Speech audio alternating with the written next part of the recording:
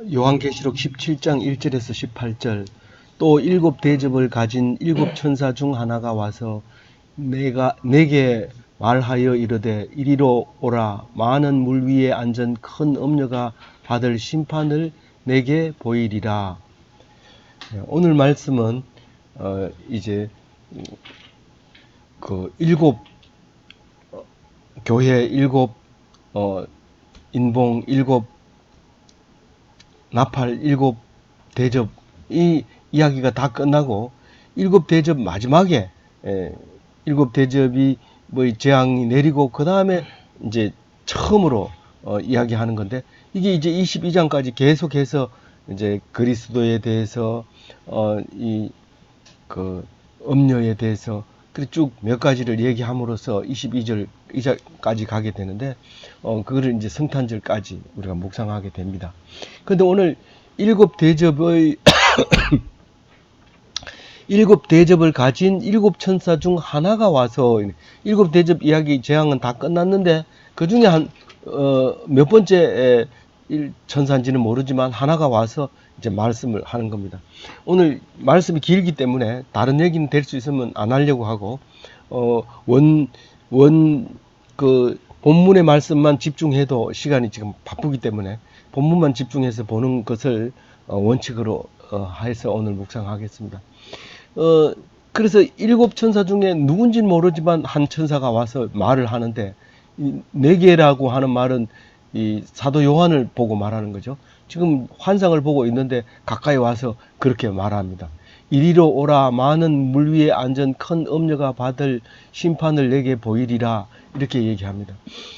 근데 이게 이제 큰 음녀가 바벨론을 얘기하고 있는 건데 사실 그 사도 요한이 이 계시록을 쓸 때는 이미 이 바벨론은 망하고 바사가 등극을 했다가 바사가 망하고 헬라 그러니까 그리스가 알렉산더가 제패를 했다가 다시 이제 로마가 나라를 잡고 있는 이 상태에서 이걸 쓰고 있는 겁니다. 이 배경을 우리가 알면 훨씬 더 이제 이해하기 쉬운데, 근데 이게 큰 음료를 결국은 여기서는 바벨론이라고 이름을 하고 있고, 여자라고 이름하고 있고, 또 앞으로 올 여자라고도 하고, 짐승이라고도 하고, 이렇게 얘기합니다. 그러니까 우리가 예수님을 말씀하실 때 하나님이라고 하다가 어린 양이라고 했다가 제사장이라 했다가 제물이라 했다가 그렇게 말한 것처럼 이 바벨론이라고 하는 강대국이라는 말을 큰 음녀라고도 하고 여자라고도 하고 짐승이라고도 하고 앞으로 올 짐승이라고도 하고 지나간 짐승이라고도 하고 잊어버린 짐승이라고도 하고 여러 가지 모양으로 말하고 있습니다. 근데 왜 이렇게 강대국에 대해서 여러 번 얘기하느냐? 그건 우리를 깨닫게 하려고 하는 거죠. 우리는 계속해서 강대국에만 쳐다보고 뉴스만 틀면 강대국에서 군사 정책이라든가 강대국에 하는 말을 그런 거에 집중하고 있을 때, 그리고 거기에 누구 아는 사람이 있으면 엄청 크게 쳐줄 때 그런 거를 보면서 그것은 지금 잠시 있는 일이다. 그것은 하나님을 대적하는 일이다. 그 얘기 하려고 이제 이 얘기를 계속 반복해 하는 거죠. 다시 한번 읽어보면 많은 물 위에 앉은 큰 음녀를 보여주겠다는 거죠. 그 음녀를 내가 심판하는 걸 내가 보여주겠다는 거죠. 그 물 위라고 하면 바벨론이 유브라데와 티그리스 강에서 이제 문화를 형성하면서 그 유브라데 강이죠. 유브라데 강이 인류의 발상이기도 하지만 가장 큰 나라가 거기에서 형성되어 있기 때문에 그걸 큰 음녀라고 말하고 그 심판하는 모습을 보여주고 있습니다. 2절에 보면 땅의 임금도 그와 더불어 음행하였고 땅에 사는 자들도 그 음행의 포도주에 취하였다 하고, 이 음행이란 말은 하나님을 등지는 걸 다 음행이라고 합니다. 우리는 하나님과 결혼했는 건데 그 하나님을 버리고 우상을 섬기면 이것은 음행한 거예요. 간음죄로 이제 죽음을 당하게 되는 거고, 하나님은 굉장히 그 시기심이 강해서 질투하는 하시는 하나님이라서 우리를 위험에 빠뜨리게 하는 거죠. 하나님. 그런데 그 바벨론 큰 음녀뿐만 아니라 땅의 임금들이 전부 그와 더불어 음행하였고, 물론 여자니까 이 땅의 임금들 남자하고 음행을 할 수도 있는 거지만 남자 여자가 중요한 게 아니라 그 바벨론하고 짝짝꿍 안 한 사람은 왕이 될 수도 없어요. 임금이 될 수도 없어요. 그래서 그와 짝을 하고 그러면서 그 밑에 땅에 사는 사람들은 다 그 음행의 포도주의에 취했다. 이게 이제 나중에 음행의 포도주는 그 진로의 포도주가 돼가지고 나중에 힘들게 어렵게 고통을 당하는 표현을 할 때도 그대로 음행의 포도주라는 말을 포도주 잔이라고, 진로의 포도주 잔이라고 표현을 하고 있습니다. 그래서 이 단어를 보면서 하나님이 주시는 메시지를 생각해 봐야 되는 것이죠. 그러면서 다시 설명을 하기를, 성령으로 나를 데리고 광야로 나가니라. 내가 보니 여자가 붉은빛 짐승을 탔는데 그 짐승의 몸에 하나님을 모독하는 이름이 가득하고 7머리와 10뿔이 있으며, 이걸 그대로 읽으면 됩니다. 이 광야로 데리고 갔다고 하는 것은 하나님을 볼 수 있는 자리입니다. 광야에 나가면 하나님을 볼 수 있습니다. 그래서 이 이스라엘 백성도 광야의 하나님이었던 거죠. 광야 40년 생활, 그 잘 살던 이집트에서는 하나님이 없었지만 쫓겨나와서 광야에서 40년 살 때 하나님을 보게 된 거죠. 그래서 이 여호와 하나님이 우리에게 다가오게 됩니다. 그러나 다시 정착을 하고 가나안 땅에 정착을 할 때 하나님이 사라집니다. 이름만 있었지 하나님을 섬기지 못하고 우상을 섬기고 이렇게 함으로써 하나님이 버리게 되는 그런 일까지 오게 되는 거죠. 어쨌거나 광야로 갑니다. 그래서 예수님도 광야에서 요한을 만나고 요한의 세례를 받고 그렇게 이제 어린 양이로 되는 것이죠. 그런데 광야에 나가 보니까 여자가 붉은 짐승을 탔는데, 그 붉은 짐승은 이 앞에도 나왔어요. 앞에도 그 나왔는데 그 인봉을 6번째 뗄 때 이제 인봉을 2번째 뗄 때 화평을 제하는 그 말을 탄 사람이 붉은 말을 타고 그렇게 화평을 제합니다. 그런 이제 4가지 왕 중에서 이제 2번째 4가지 짐승 말을 탄 것 중에서 2번째 탈 말이 바로 붉은 짐승을 타고 화평을 제하더라 하는 얘기가 이 앞에 인봉을 뗄 때 이야기 나오는데, 너무 복잡하니까 기억을 다 못합니다. 이야기가 복잡해서 어떤 걸 기억해야 될지 잘 모르는데 초점을 딱 잡아가지고 정리를 하면 좀 기억이 났는데, 뭐 그렇게 꿈 얘기를 기억해야 되느냐? 사실은 꿈 얘기가 할 필요는 없지만 남에게는 말을 못해도 자기가 그걸 알아놓으면 굉장히 삶이 풍성해집니다.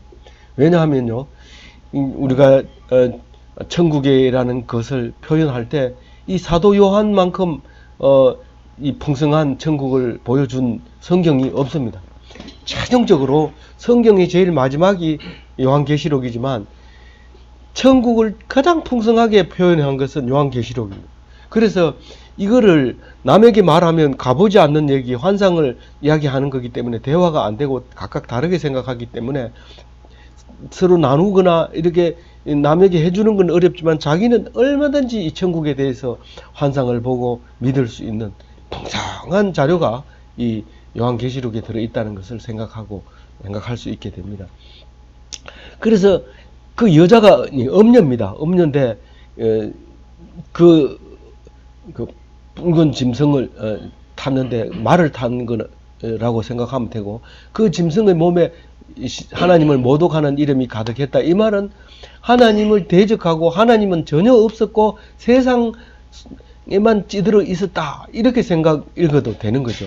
그리고 그 7머리와 10뿔이 있었다. 이 말은 세상의 권력을 가지고 있었다는 거예요. 뿔이라는 것은 권력을 얘기하는 겁니다. 7머리라는 것은 그 권력을 가진 7사람인데 이 뒤에 또 나와요. 그 7이 뭐라고 설명이 나와요. 어쨌든 이 재물과 권력을 지고 있는 모습을, 그 여자가 지고 있는 모습을 말하고 있는 거죠. 그러면서 4절에 보면 그 여자는 자줏빛과 붉은빛 옷을 입고 금과 보석과 진주로 꾸미고 손에 금잔을 가졌는데 가증한 물건과 그의 음행에 더러운 것들이 가득하더라. 그 왜 여자로 꼭 표현해야 되느냐? 그 음행 때문에 주로 이제 여자, 음녀 이렇게 표현을 하게 되는데, 자줏빛과 붉은빛 옷은 왕이 입는 옷입니다. 자색 옷, 붉은색 옷, 이거는 왕이 입는 옷이기 때문에 함부로 딴 사람이 입지도 못하는 옷이고요. 금과 보석과 진주, 이거는 몸을 치장을 하는데 꼭 필요한, 번쩍번쩍 빛나고 그런 건 금과 보석이고, 진주, 아주 깊이가 있고 그런 거를 이제 장식을 하는 그 왕의 모습을 보여주면서, 손에는 금잔을 가졌는데 그 멋있는 금잔 속에 가증한 물건과 음행이 더러운 것들이 가득 잔 속에 들어 있는 거예요. 그러니까 우리가 먹고 마실 때마다 늘 이 세계를 어떻게 제패할 건가, 어떻게 정복할 건가, 그러면서 먹고 마시는 거예요. 우리가 어느 날 모여서 잔치를 한다, 회식을 한다. 그럼 그 자리에서 반드시 하나님의 대적하는 일들을 하게 되고, 또 가증한 그 의논을 하게 됩니다. 그게 잔을 마실 때마다 그런 것을 하는 것을 4절에서 표현하고 있고요. 5절에는 그의 이마에 이름이 기록되었으니 비밀이라, 큰 성 바벨론이라, 땅의 음녀들과 가증한 것들의 음이라 하였더라. 이마에다가 자기 이름을 쓰는 바벨론, 큰 음녀, 가증한 것들의 음이, 이렇게 이마에다가 써놨는데 다른 사람은 몰라요. 모르니까 그게 비밀일 수밖에 없죠. 그게 비밀이에요. 그게 비밀로 이렇게 적혀 있는 거예요. 다른 사람들은 왕으로 이렇게 보이니까 전부 다 그 앞에 가서 엎드리고 그 앞에 가서 그 주는 것을 먹고 이렇게 하지만 사실은 그게 비밀이 숨어 있다는 거예요. 하나님만 아는, 그걸 지금 이제 요한이 보고 보여주고 있는, 보여주려고 하는 거죠. 그래서 6절에 보면 또 내가 보매 이 여자가 성도들의 피와 예수의 증인들의 피에 취한지라, 내가 그 여자를 보고 놀랍게 여기고 크게 놀랍게 여기니. 하나님을 믿으면 이 여자가 그냥 안 놔둡니다. 그걸 죽여서 그 죽인 사람을 위로한다 하면서 잔치를 하고, 또 죽이자 하고 의논한 사람들하고 잔치를 하고, 또 그 예수를 죽은 자 중에 살았다고 말하는 사람들을 죽이고. 자, 이 세례 요한도, 사도 요한도 지금 반모섬에서 그 죽임을 당하기 직전에 쓰고 있는 편지란 말이에요. 그 이제 죽을 거예요.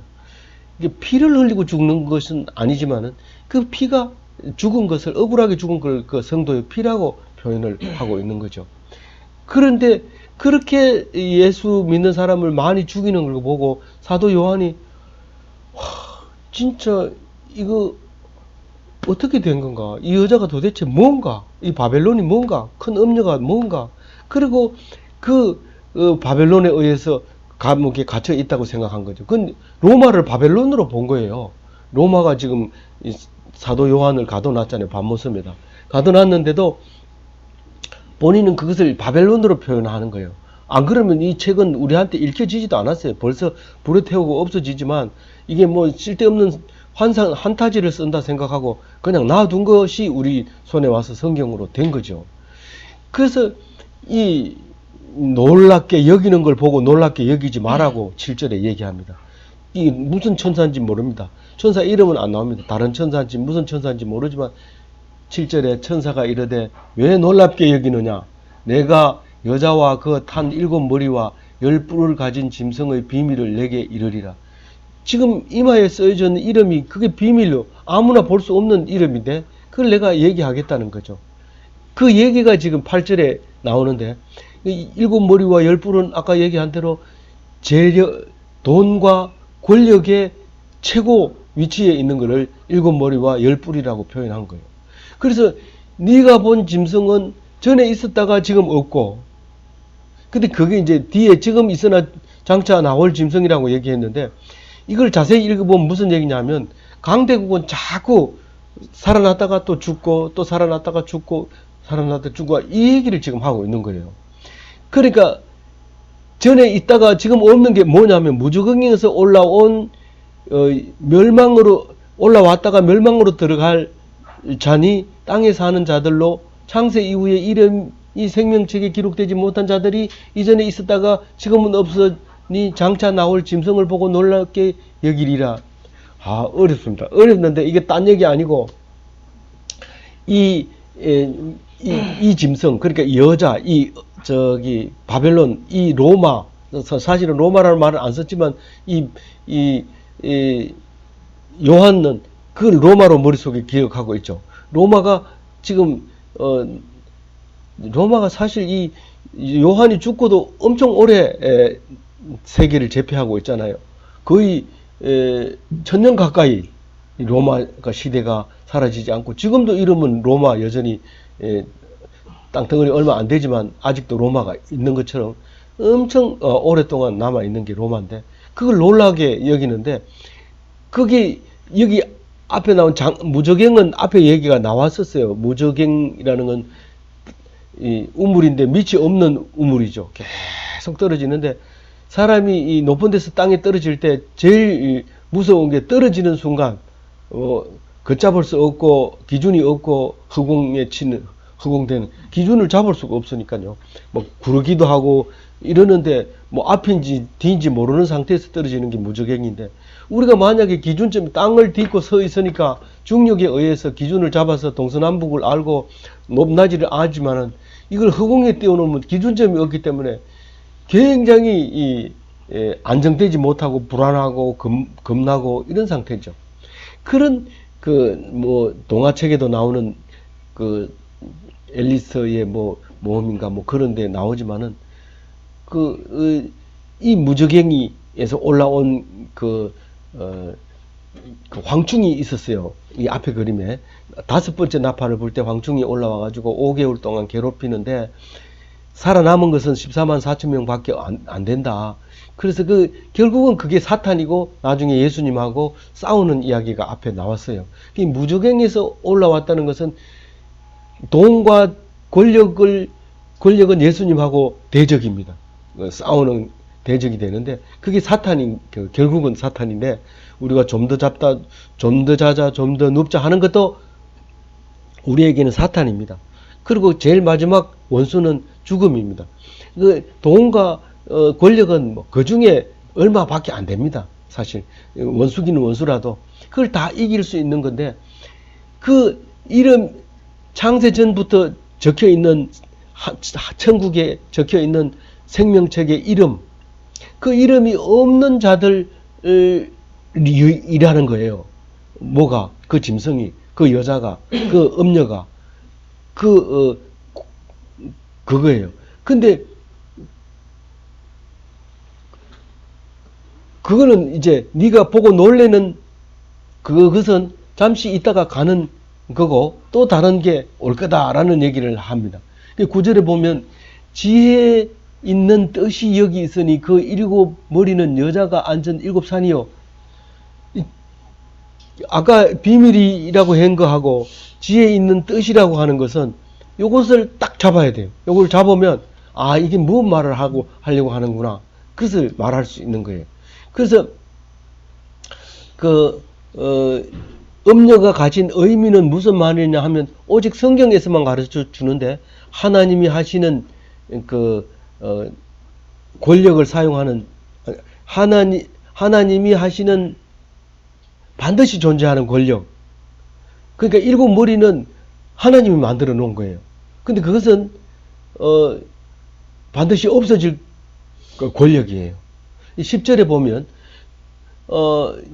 7산은 7 높은 산, 그러니까 사람들이 다 우러러 보는 그 위치에 있다는 것을 말하고 있는 거고요. 10절에는 또 왕이라 다섯은 망하였고 하나는 있고 다른 하나는 아직 이르지 아니하였으니 쓰나 이러면 반드시 잠시 동안 머무르리라.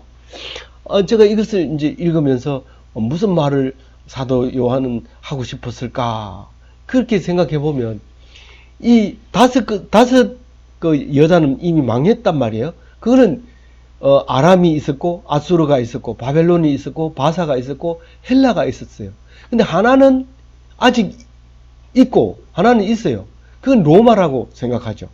그런데 다른 하나는 아직 이르지 아니하였으니, 그런데 그 미국이라고, 나는 이건 내 혼자 생각한 겁니다. 미국 사람이 들으면 또 화를 낼지 모르기 때문에 뭐 나도 이거 다른 말로 썼으면 좋겠지만 뭐 나를 잡아갈 사람은 없을 것 같으니까 난 그냥 하겠어요. 지금 있는 그 안전 하나가 있고 또 아직 이르지 아니하였으나 이러면 반드시 잠시 동안 머무르리라. 사실은 미국이 지금 현재 돈과 권력을 다 가지고 있죠. 세상을 좌지우지하죠. 요즘은 좀 죽는 소리 하고 뭐 부자 나라 돈 많이 내놔라 뭐 이런 소리도 하고 하지만은 사실상 이게 엄살일 뿐이지 아직까지는 권력을 가지고 있습니다. 그러나 조짐은 보입니다. 그동안 포드라든가 또 뭐 마이크로소프트라든가 돈 벌어줘 가지고 나라가 아직 부강하고 있지만 그것이 이동합니다.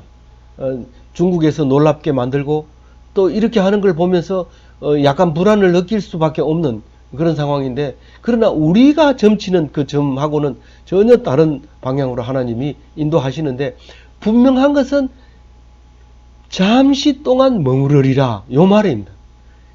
우리가 볼 때는 로마가 1000년 동안 이 세계를 지배했다 할지라도 이 미국이 지금 100년밖에 안 됐지만은 앞으로 900년을 더 이 세계를 지배한다 할지라도 하나님이 볼 때는 잠시뿐입니다. 그러니까 그 얘기를 지금 하고 있는 거죠.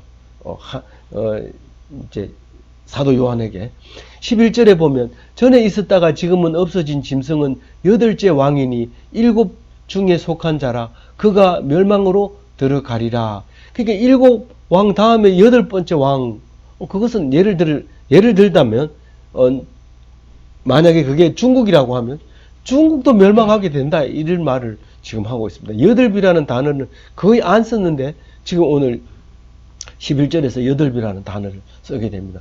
그 7이라고 하는 우리가 완벽하다고 생각하는 그 다음에 8이 오는데 8도 이제 멸망하게 될 수밖에 없다. 그건 내가 한다. 그 얘기를 지금 하나님이 사도 요한 보고 환상에서 보여주고 있는 것이죠. 천국에서. 그 12절에 이렇게 얘기합니다. 12절 같이 한번 읽어볼게요. 네가 보던 10뿔은 10왕이니 아직 나라를 얻지 못하였으나 다만 짐승과 더불어 임금처럼 한동안 권세를 받으리라. 그러니까 장차 올 돈과 권력 자를 네가 지금 봤다. 근데 그들도 한동안 그 권세의 자리를 지키지만 그 능력과 권세를 11절이죠. 11절이니까 12절을 읽었죠. 그러니까 그 한동안 권세만 지킬 것이다. 그리고 이제 12절에 얘기하고 13절에 어떻게 합니까? 그들이 한 뜻을 가지고 자기의 능력과 권세를 짐승들에게 주더라. 이게 무슨 말이에요? 큰 나라가 결정하세요. 우리가 따라갈게. 모든 나라 왕들이 그 하나의 그 짐승에게 권력을 다 주는 거예요. 그러면 저 나라에게는 무역도 하지 마라. 총도 팔지 마라. 그러면 안 파는 거예요. 팔면은 제외시켜 버립니다. 그럼 그 나라도 어려워집니다. 그런 그 권한까지 다 주는 거예요. 사실은 그런 권한을 줄 이유가 없죠. 그런데 그걸 주놓고는 그 빌붙어 가지고 그 무역 한 건 더 따내려고 그렇게 하고 있는 모습을 13절에서 말하고 있는 겁니다. 14절에 그들이 어린 양과 더불어 싸우려니와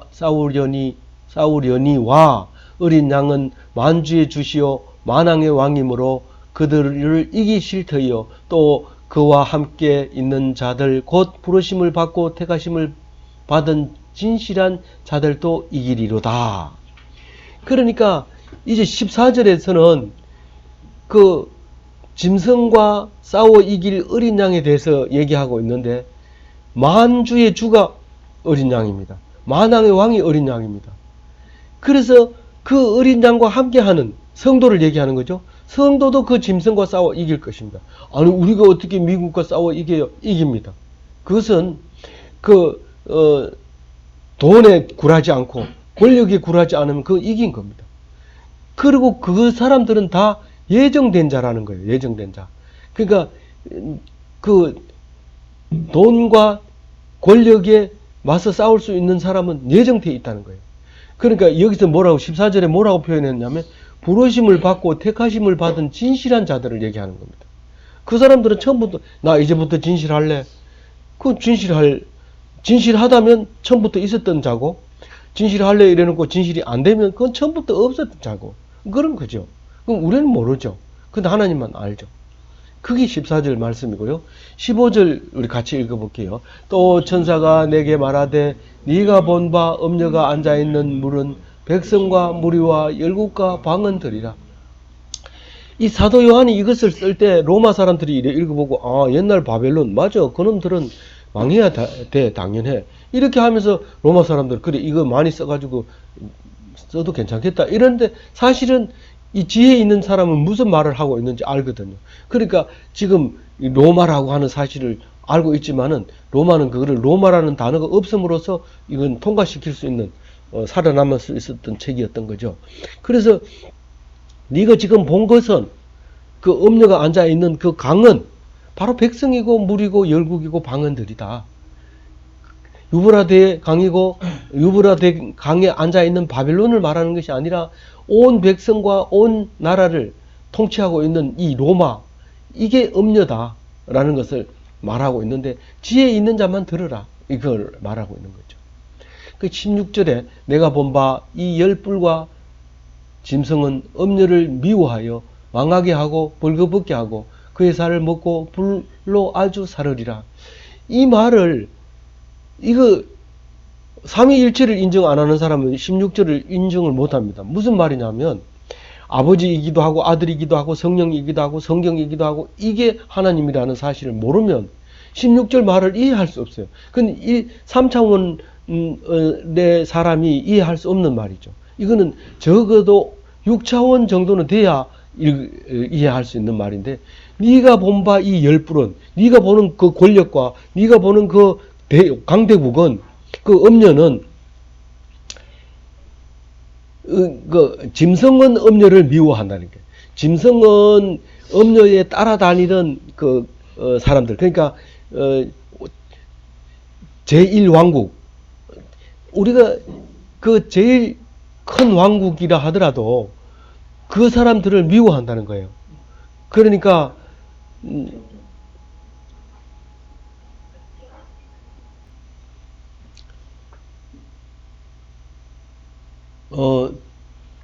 그러니까 그 벌거벗기고 그 살을 먹으며 나누게 되는 건데 왜 그러냐면 강대국 하나를 놓고 모든 나라가 어떻게 하면 벌거벗길 수 있느냐 그 살을 먹을 수 있느냐 어떻게 하면 저걸 떼가지고 하겠느냐 그렇게 아까는 모든 권력을 줬다가 지금은 어떤 경우라도 망가뜨리려고 하게 되고 결국은 망가진다.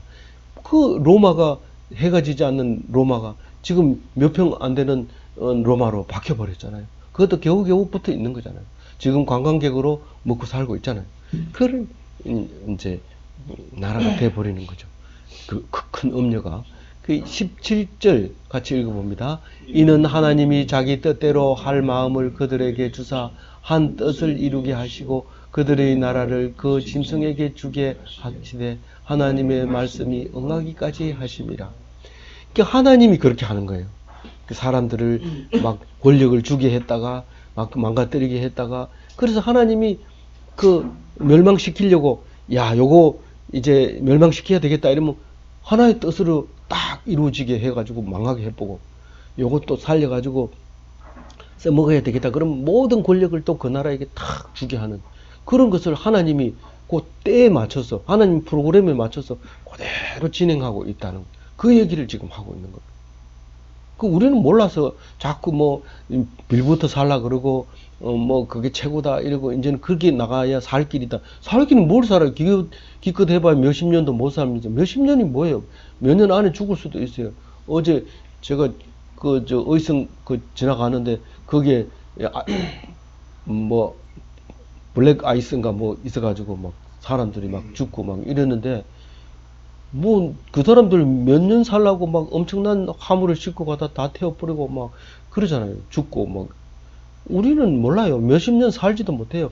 그런데 그렇게 하지 말고 하나님을 봐라. 하나님을 봐라. 네가 보면은 지금 죽어도 괜찮지만 나를 안 보면 아무리 오래 살아도 소용없다. 그 얘기를 하고 있는 거죠. 이 18절 얘기가 이제 마무리 짓는 얘기가 그 얘기입니다. 뭔 얘기냐면은요. 18절 마지막 절 한번 읽어봅니다.